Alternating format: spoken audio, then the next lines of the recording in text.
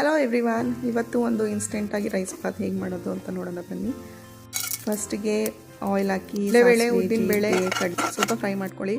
ಈರುಳ್ಳಿ, ಕರ್ಬೇವಿನ ಸೊಪ್ಪು, ಹಸಿಮೆಣಸಿನ್ಕಾಯಿ, ಟೊಮೆಟೊ, ಕೊತ್ತಂಬರಿ ಇದಷ್ಟು ಹಚ್ಕೊಂಡು ಇಟ್ಕೊಳ್ಳಿ. ಈರುಳ್ಳಿ, ಕರ್ಬೇವಿನ ಸೊಪ್ಪು ಮತ್ತು ಹಸಿಮೆಣಸಿನ್ಕಾಯಿ ಇದಷ್ಟು ಹಾಕ್ಬಿಟ್ಟು ಫ್ರೈ ಮಾಡ್ಕೋಬೇಕು.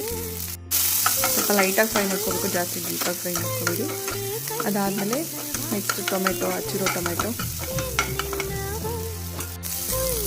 ಸ್ವಲ್ಪ ಫ್ರೈ ಮಾಡಿಕೊಂಡು ಬಿಸಿಯಾಗಿರೋ ಅನ್ನ ಅಥವಾ ರಾತ್ರಿ ಇಕ್ಕಿರೋ ಅನ್ನ ಯಾವುದ್ರಾದ್ರೂ ಮಾಡ್ಕೋಬೋದು. ಬಿಸಿ ಅನ್ನ ಮಾಡ್ಕೊಂಡಿದ್ದೆ, ಅದನ್ನು ಹಾಕಿ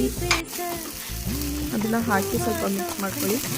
ಅದಾದಮೇಲೆ ಇದಕ್ಕೆ ಮೇನ್ ಇಂಗ್ರೀಡಿಯೆಂಟ್ ಬಂದ್ಬಿಟ್ಟು ಸಾಂಬಾರು ಪುಡಿ, ಖಾರದ ಪುಡಿ ಅಲ್ಲ ಸಾಂಬಾರು ಪುಡಿ. ಇದು ಮನೇಲೇ ಮಾಡಿರೋ ಮೀಡಿಯಮ್ ಫ್ಲೇಮಲ್ಲಿ ಅದೇ ಮಿಕ್ಸ್ ಮಾಡ್ಕೋಬೇಕು. ಆಮೇಲೆ ರುಚಿ ಒಂದು 5 ಮಿನಿಟ್ಸ್ ಅದು ಹಾಕಿ ಮಿಕ್ಸ್ ಮಾಡಿದ್ರೆ ಅದಾದಮೇಲೆ ಒಗ್ಗರಣೆ ರೈಸ್ ಹಚ್ಚಿರ್ತೀವಲ್ಲ, ನಮ್ಮ ಕಡೆ ಇದನ್ನು ಒಗ್ಗರಣೆ ರೈಸ್ ಅಂತೀವಿ ಅನ್ನೋದನ್ನು